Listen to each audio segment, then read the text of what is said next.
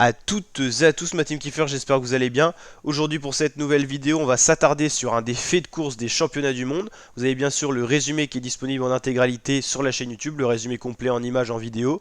Et donc là, on va s'attarder sur un des faits de course, c'est l'attaque de Remco Evenepoel. Alors pour resituer un petit peu cette attaque, on a une échappée constituée de 20 coureurs qui a 1 minute 58 exactement d'avance sur le peloton des favoris. Le peloton des favoris, on retrouve Julien Alaphilippe, double tenant du titre, Van Aert, Pogacar par exemple. Et dans ce peloton, enfin dans cette échappée plutôt de 20 coureurs, on a donc Evenepoel et Lutsenko qui décident de se faire la malle à 34 km de l'arrivée. Une très belle attaque de Remco Evenepoel, suivie en contre par Lutsenko.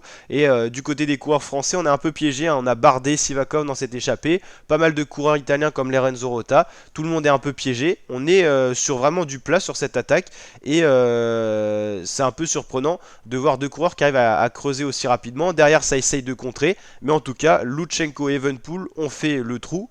Donc si vous avez vu le résumé, donc si vous savez qui a gagné, n'hésitez pas à continuer cette vidéo. Par contre, si vous voulez pas être spoilé, allez voir le résumé directement, parce que voilà, on va un petit peu dire ce qui s'est passé.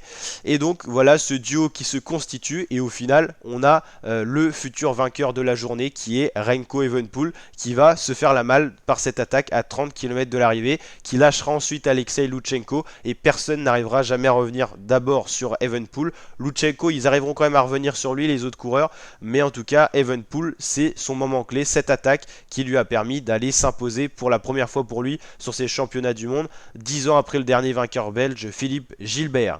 Donc voilà, cette attaque de Remco Evenepoel qui a vraiment été cruciale pour aller s'imposer aujourd'hui. Et une fois de plus, il montre qu'il est capable d'attaquer de loin à 34,8 km de l'arrivée, en gros 35 km de l'arrivée. Le peloton, on ne le reverra jamais, ce groupe d'échappée ne le reverra jamais. C'est le style caractéristique des sacrés coureurs comme Evenepoel avec le panache.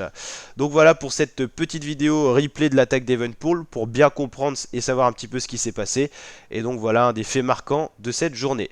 N'hésitez pas à liker la vidéo si elle vous a plu, vous abonner, activer la cloche pour d'autres vidéos de ce genre. Et ma team, je vous dis à très bientôt pour de nouvelles vidéos. Ciao ciao.